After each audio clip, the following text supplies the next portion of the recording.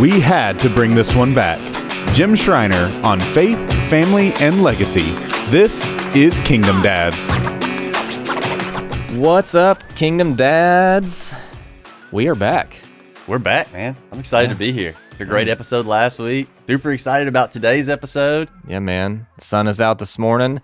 Man, guys, I'm so pumped to talk to you guys this morning. I'm joined by Nate, as always, Willie T in the back without a microphone. He got a little carried away on the last episode, so we took his microphone back away.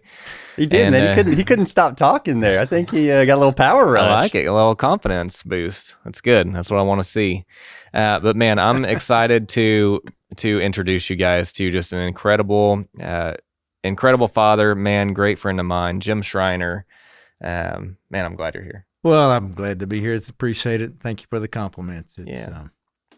So guys, you'll hear, I've referenced growth through my relationship with Jim many times, probably through this podcast already. I'm pretty confident in. Jim and I have known each other, 6 years now, I think. Like a lot of people at the church that we are a part of, when you ask them, hey, how'd you find out about this place, or how'd you get the invitation? They'll say, oh, Jim invited me. And Jim is one of those guys, he tends to know everybody in the community, not by accident, but through just really incredible intentionality. And I've watched him walk that out, and he's taught me a ton about that over the years.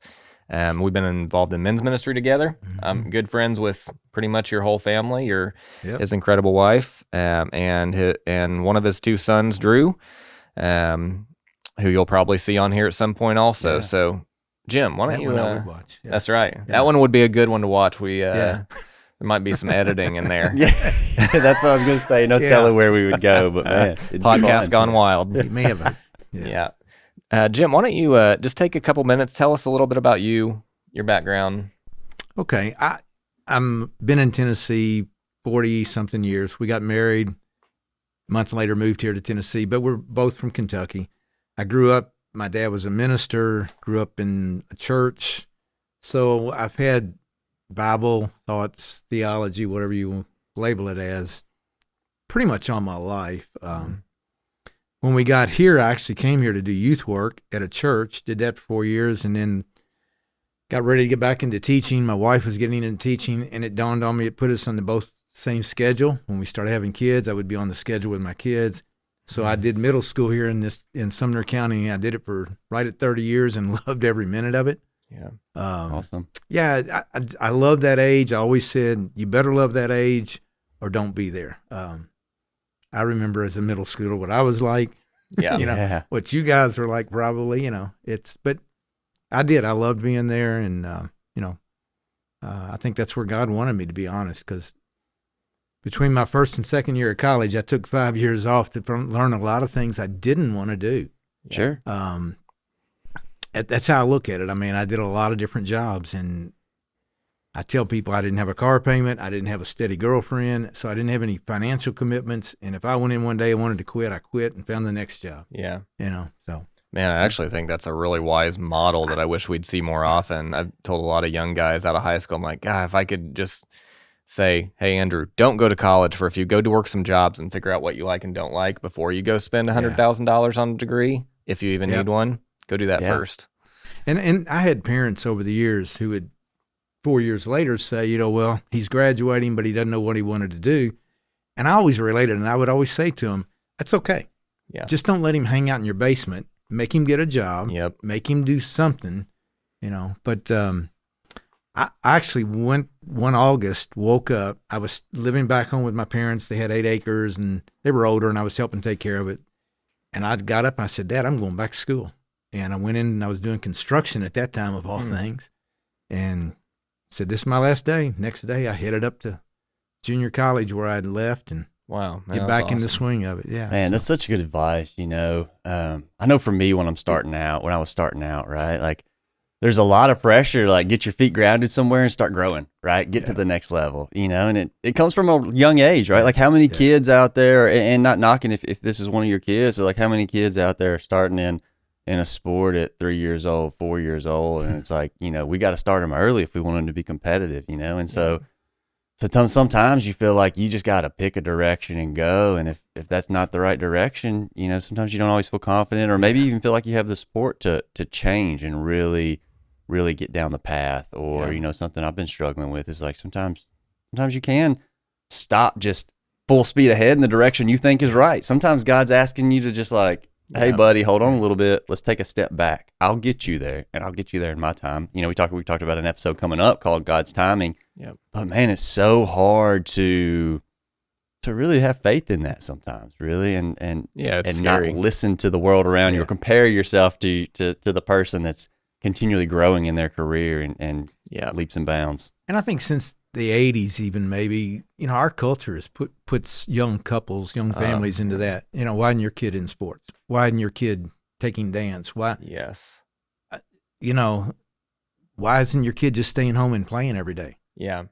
We need to ask that question maybe. And I think that's coming back a little bit over the years, but you're right. When a 4-year-old's got a full uniform, a lot of times by middle school, he's done with uniforms. Oh man, I hate the travel ball stuff that the travel ball turned into. We know a lot of families, right, that they're every night of the week something, and I'm like, we won't. I tell our girls, I'm like, we can pick one thing that you want to be good at and commit to, and that thing can change. As you see fit, but we're doing one thing, and the other time we're going to prioritize family meals, and that's one thing I love about Drew, your son, who's a good friend of mine, that he has talked to us a ton about his intentionality around even sports practice with Zane, Hiram Zane, I think he goes by his son. And around, hey, you can do this, but we're not prioritizing practice over Sunday church. And he's talked about that a lot. He also gives, I love it because, college football is huge down here in the South. Nothing against college football. I don't watch it. I'd rather weave a basket. I do watch college a lot football of fan here. Yeah, I do watch a lot of motorsports and NASCAR. But, we give the guys in group a hard time a lot because God forbid you play in a men's event when UT's playing. And it's like, because they ain't going to come. It'll be crickets. And, hey, that's to each his own. But and that's a part about it that I always saw was travel teams, and I had family members that did that with their boys. But it's a weekend, and people my age will probably remember back, teams didn't practice on Wednesday night because churches met on Wednesday. That was youth group night. And when they started getting into that, and then, it's evolved to where our culture subtly has tempted us to pull away from, that gathering. So, absolutely. That's good. Jim, so you don't know about this segment, but we officially had it voted on this past week on what to name this funny segment of the show. We posted some names, and What the Dad stood strong. 60% of voters said, we want to keep What the Dad. That's what it is. So there you go. I guess the question has passed us now. It's done. Now, if I can think of anybody with funny dad stories, being the father of one Drew Schreiner, who you've got to have some. So just to give you some context on Drew again, just last week he was coyote hunting out of a helicopter. He's a strong-willed and wild pigs. He's like the Marlboro man that loves Jesus but doesn't smoke anymore. That's fair description. I think he would stand by that. I think he'd probably be proud of that. You're welcome, Drew. I was going to say, if he comes to a podcast, he may be packing when he's coming. He probably will be. I love it. You got anything funny about raising kids? If I took time to really think about a lot of things, there was a lot of fun raising my boys. One that comes to mind with What the Dad kind of thing, because I can almost see him saying that. 20 years ago, we were in another house, and he was in his teenage years, and he got into weightlifting and all that stuff. And boys will always try to challenge their dads and physically take them. And growing up, I taught my boys how to wrestle. We would wrestle all the time. And we were in the kitchen one day, and his strength was starting to show. So I'm thinking I can be smarter than he is strong. And I look on the counter, and there's this bowl of tomatoes, and I just picked one up, and just a huge one. I just crushed it on the side of his head. And my wife was standing over, and she just, like, her eyes got like that. And I can almost see his look on his face was kind of like, what did you just do? What just happened? Seeds went into the dining room. They went throughout the kitchen. They were everywhere. I mean, it stopped it. I won. I figured I won that round. Yeah, there you go. There you go. But they still laugh about that at times. That's funny. It was a nice tomato, too. It was big. That's right funny. upside his head.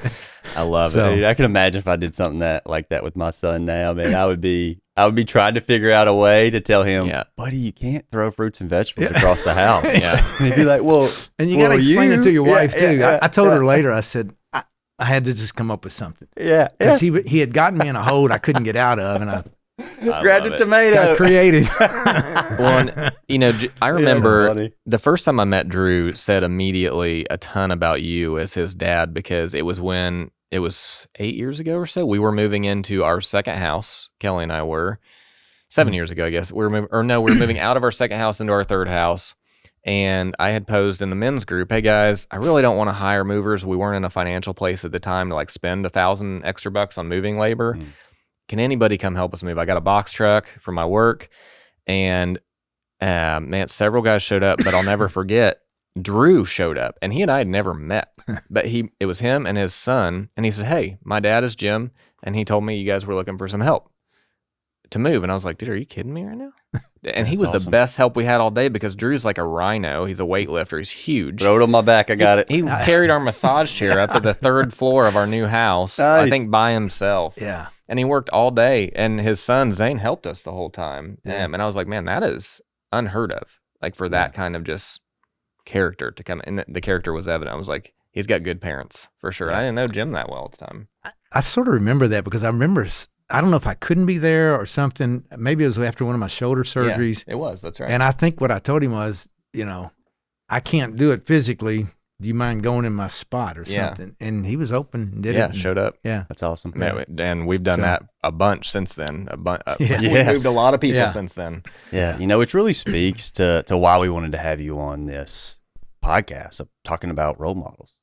It's a bit easier to walk in the community, right? During the day, you interact with people, you really want to be the leader, but it's easy to come home and you feel that exhaustion, right? You're tired and maybe you're not always the leader you want to be behind closed doors, but based off what Drew said and just knowing you as a person, I mean, I think you definitely met that bar of being the leader that God's called us to be as a father behind closed doors.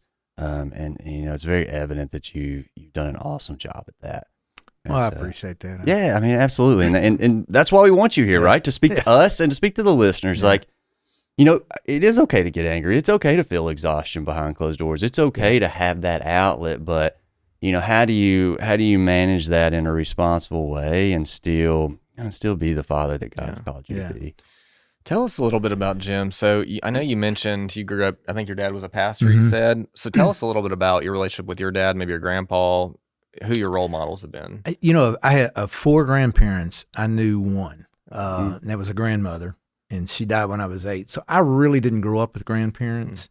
My dad was German descent. His grandparents actually came over from Germany. They're on Ellis Island. We found the names up there and all that. So it's kind of cool. But Wow. my dad was that generation, knew a little bit about a lot of things. I wish I'd have listened more at times. But my dad became a Christian when he was early 20s. And, as he grew into that, he probably was ahead of himself in that time period there in Louisville in the 60s and all, as far as where he was in the scriptures and what he understood about them. And I learned this later from listening to people. My dad died in 80 of cancer. So after the fact, I kind of heard other people talking about him. So I he was a role model in my image. The one thing that I remember is he had a chair in the living room and there were books on both sides. And that's where I remember him studying. I have a chair at home now that Brad tells me, I gave you a place to put your books. Can you not keep them there? So I'm finding myself doing the same thing. Got books everywhere as I'm sitting there reading. I saw him get mad. I saw him relate to other people. I don't think I looked at him at that time as, this is my role model. I want to be like my dad. I don't think I ever saw that or lived that way. I don't have anybody in my life as such like that, I don't think, where I want to be like you someday. But when I think about it, for example, we had a barn built one time. all the boys in the neighborhoods, because it was a neighborhood where everybody's mom was everybody's mom. You ate at everybody's house. We're all sitting there eating. And the barn, brand new barn, was leaking, and we heard Dad in there on the phone. And by the way, that was a landline. He was tethered to the but he was so mad. I mean, he cussed this guy out. Now, everybody sitting at that table knows Dad's a minister. Yeah. We just started eating like, okay, don't say anything, just eat. Probably 10 minutes later, we heard him go back, call that guy up, and apologize. Mm. And that's the stuff that sticks. Yeah. Absolutely. So, like I say, I know he loved the Lord. I know he loved us. But I saw the stress on him, financial, what people do in ministry, how they just drain people, they whatnot. But yeah, I had a great set of parents and great childhood. So, Yeah, that's awesome. Yeah, he was a good man. And in talking about being a role model and the role model you are, right? I mean, I know you don't just set out like you want to be your son's role model, but you don't necessarily set out thinking like, oh, how can I be the best role model today? A lot of times we're just being the man that God's called us to be. Yeah. And so,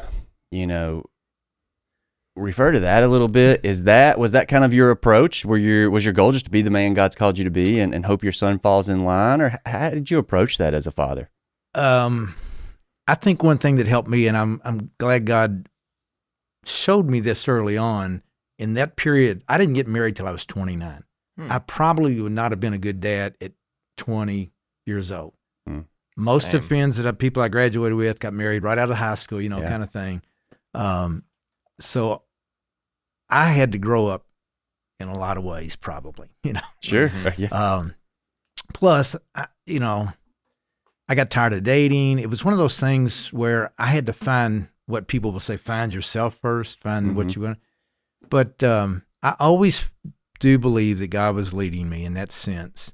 I had actually gotten mentally to the point, if I don't ever get married, I can live with that, and then, God introduced me to my wife, and, I think he blessed me with a woman he knows I needed, and, we butt heads sometimes, but when I look over 40 something years of marriage, I tell her almost every day, I'm glad we're together. Yeah. Man, for just on that, so you guys don't know Brad. She is incredible. Her and I have the same temperament, I think. So I relate to her very well, but she is a strong-willed, she's principal, superintendent, right? And now she has this store, and, and I'll tell everybody, if you don't know her, she's named after her grandfather. And yes, we've had a lot of fun with that over the last 40 years, I bet you have. When we got married, back then you had matchbooks and napkins and all with your names on it. And the company that her parents were dealing with, like 2 or 3 times, they kept sending it back. You've misspelled this name or something. Surely it couldn't be Jim and Brad, 40 years ago, that's what it was. But I love it. That's funny. But yeah, I don't know, in answer to your question. I don't think I ever had it in my mind, someday I need to be this for my children or anybody else. I carry a thing in my wallet, and I found it years ago. It's a little quote on a little piece of newspaper, and I cut it out and laminated it. And it says, integrity needs no rules. And I know that's not biblical, but that, I don't know, that just really said something to me. There's something about, and I'll admit, I've not always been an integrity kind of guy. Sure.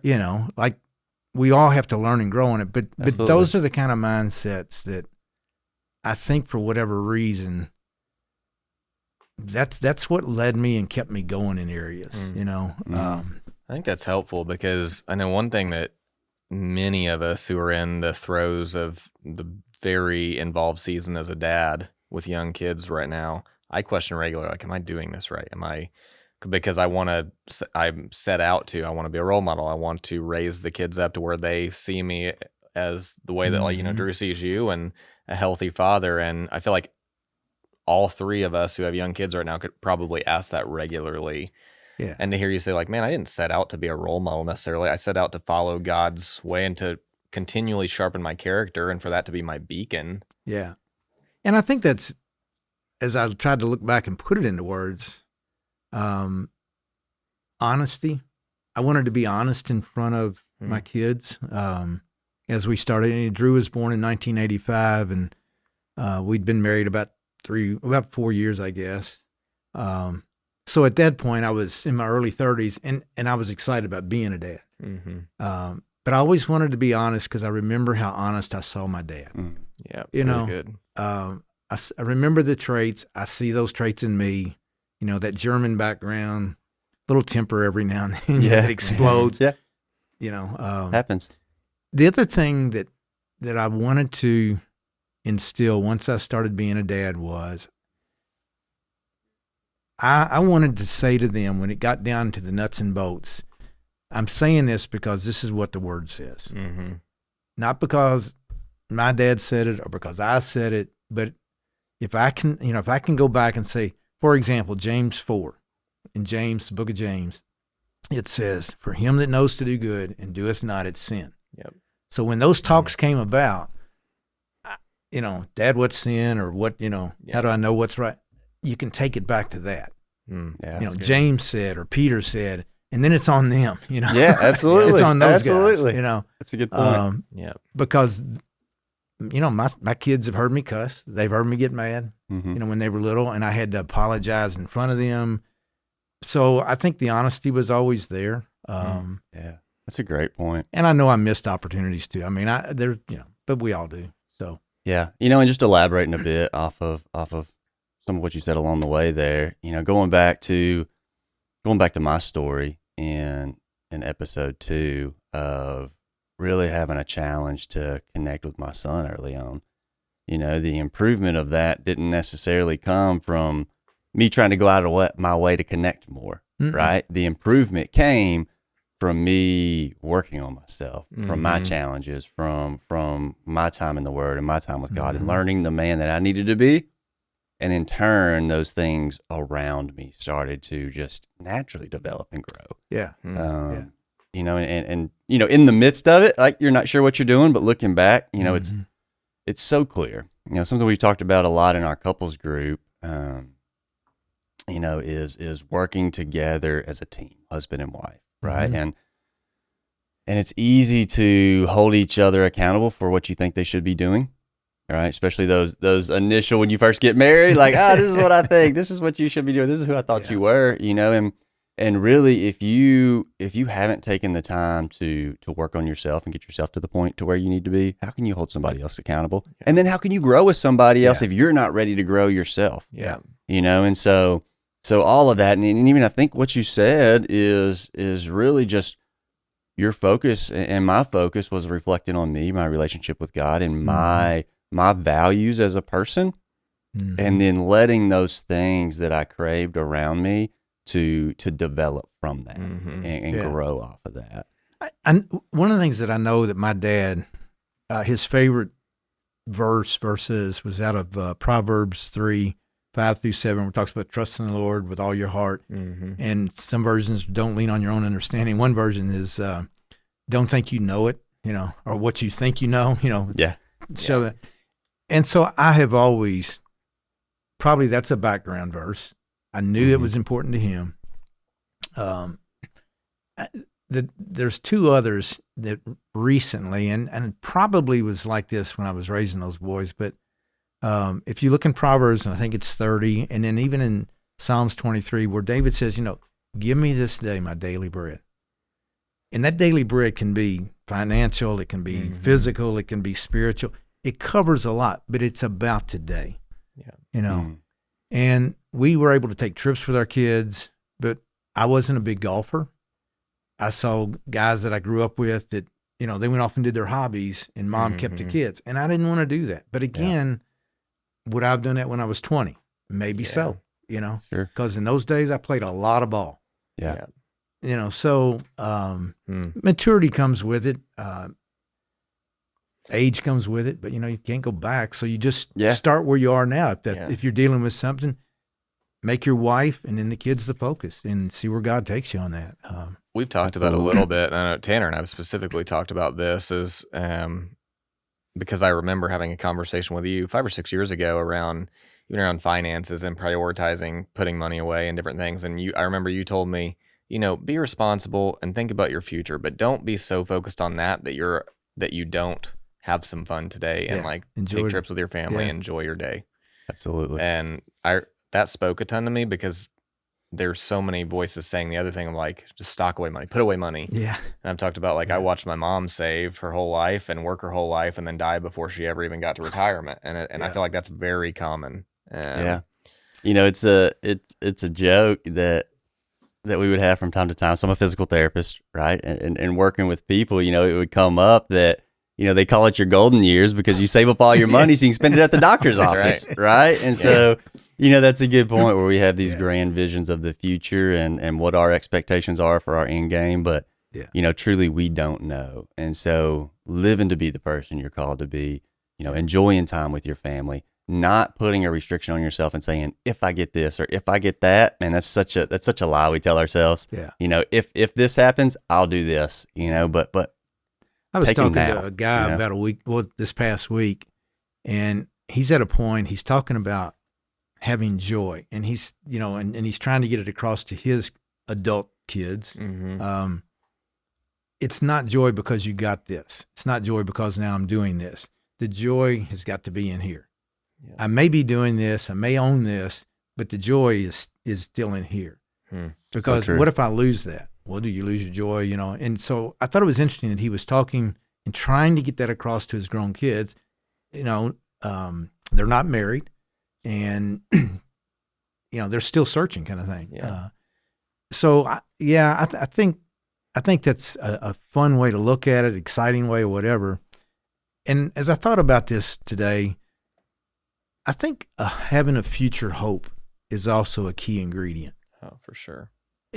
If we're Christians, do we really believe what the Word says? And, the Lord's coming back. He's going to take us all home, all this and everything. The phrase someday he may use is, well done, thou good and faithful servant.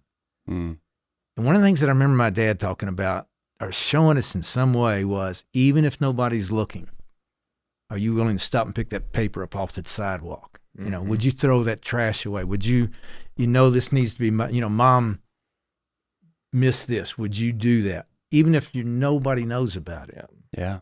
And I've always thought about that. And subtly, I think if you let your kids see you do that, that's just huge. the little things. I mean, the little things. If nobody else sees, you're aware that God's watching you. Yeah, absolutely. So one of the things I want to circle back to, and we've talked about this a lot with our listeners already around leadership and leading in your home and the husband's role, but one of the things that we wrote down to discuss with you when thinking about this show is, and I think you're a great example for it because you do have a strong-willed, very capable, confident wife who could very well lead. She's led schools. She's led a lot of things. I personally watch her lead very well. Tries to lead the house. Tries to lead the house. That's right. So that's what I want to ask you about. How, a young Jim Schreiner early on in marriage, how was that dynamic and how did you grow through that over the years, leading as the husband? And again, I'm 29 when I got married, so I'd already learned myself a little bit, but Brad's ears, by the way. She's probably listening to this. Yeah, and that's okay because I think she's the kind of woman that God knew I needed. Yeah. I didn't want somebody that just always hung on my arm. Yeah. Dated those, Yeah. in a very short period of time. I think one of the things that I really appreciate about the woman that God gave me, Brad, is because she does have that in her. Mm-hmm.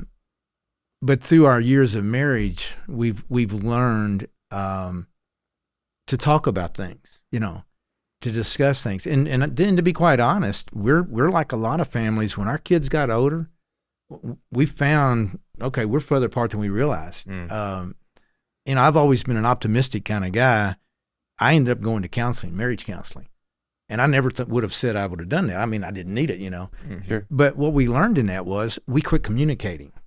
Mm-hmm. And that's one thing I've said to other couples before is make sure you're communicating. Take time to communicate, So I appreciate the fact that she's a go-getter, And one of the things in our marriage, for example, we've both agreed on, not even verbally, but we just know, like if you and I were talking and you told me something in confidence, she's okay with me not telling her that. Yeah. And vice versa.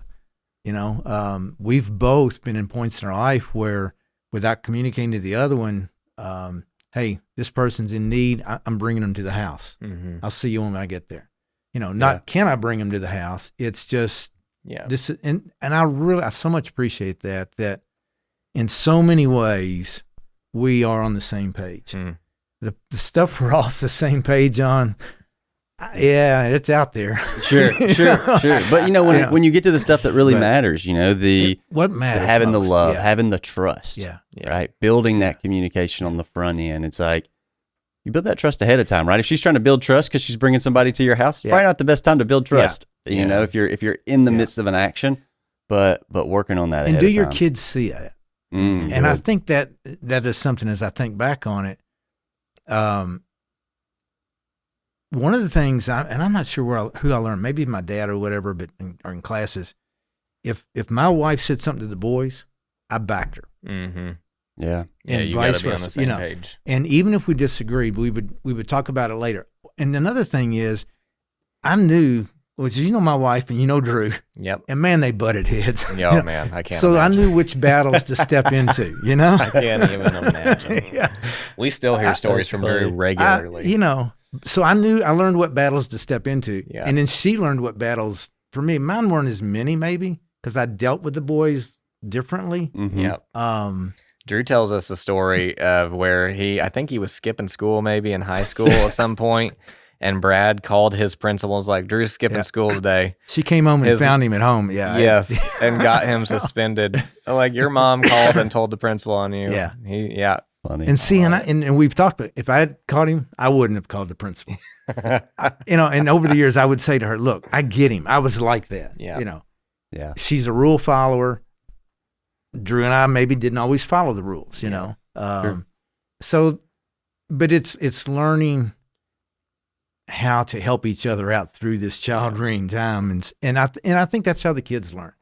I had a friend, and he told me he never saw his parents fight.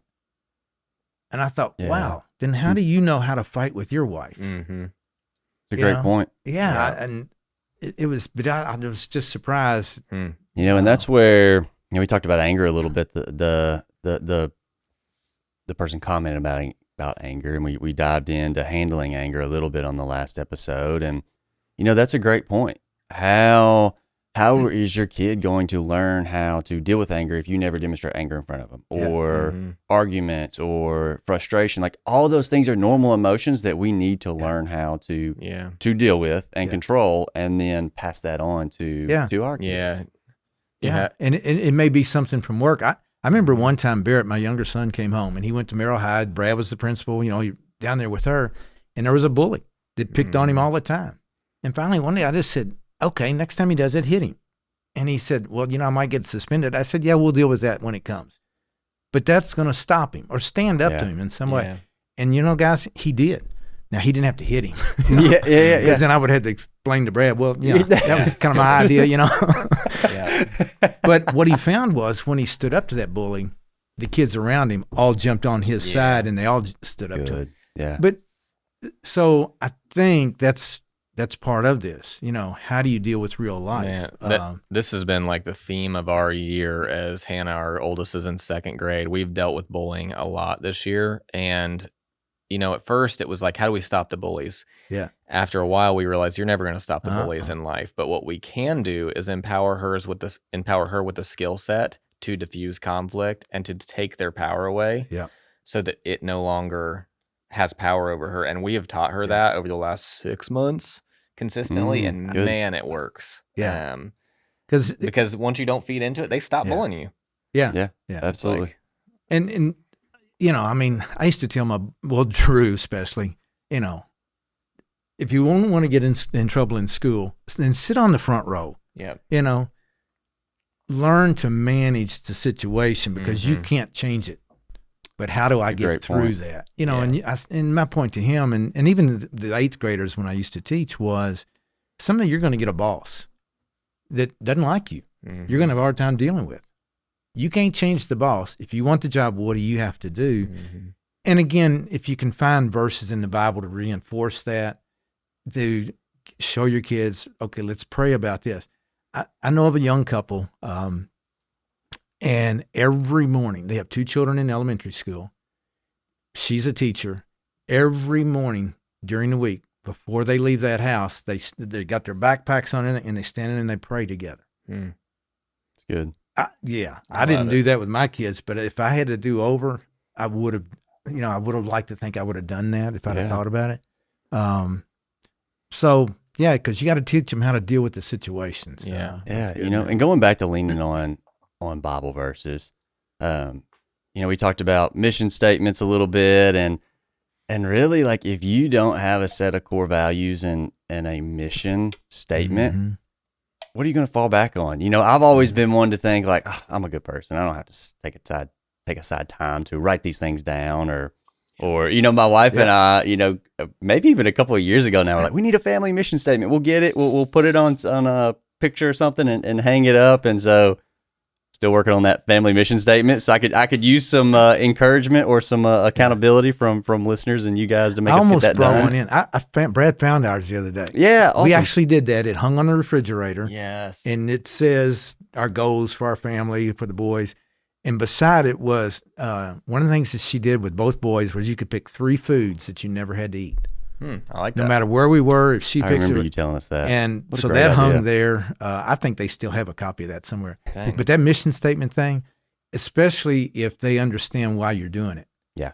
But yeah, I'd encourage you to do it, man. Put it on the refrigerator because it also keeps you in mind of what am I modeling here? Yeah. Yes. Life's Life's not easy. Decisions aren't easy, right? Yeah. And if you don't have something that's simple sometimes just to fall back on a set of core values or a family mission statement, like, it can really make some of these decisions tough, and even referencing that, you referenced James, Yeah. right? And so something I'm really starting to lean into is Bible application for life, right? Mm-hmm. I mean, because in general, the Bible is a handbook for life, right? Like, it plays out scenarios, it gives you examples.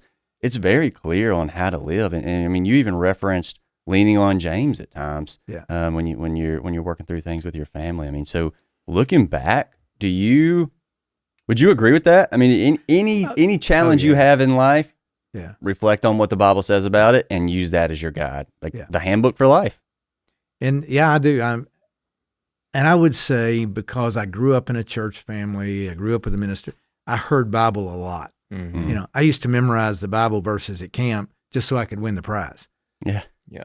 But many of those still stick in my head, Sure. Yeah. I'm curious, what's your favorite book in the Bible? Andrew, you gave me that one ahead of time, and I still don't know. Right. I love to study prophecy, so I do enjoy Daniel. Mm-hmm. But if you would hold a gun to my head right now and said pick a book, I don't really know what I'd say. Yeah, we just did a 8-week study on Daniel, and it was really good. Yeah, it's Great. There's so much in it, but Yeah. I know your son's favorite book is Job, and we're about to dive into a study on that. Job's next, a good so, one. Yeah. Yeah, I've got to give Jim and Brad really some credit here. We were in Florida the end of the year last year, just hanging out with the in-laws, and I can't remember what exactly we were doing, but my son was just sitting on the couch with us, and I meant to look at this verse before I left so I could say it correctly, but I believe it was a verse from Ephesians. He said, "Be kind to one and another." Is what we were like, Yes. what is that? And then of course he tried to say Ephesians, but I can't even remember how it came off. But I was like, wait, what did you say?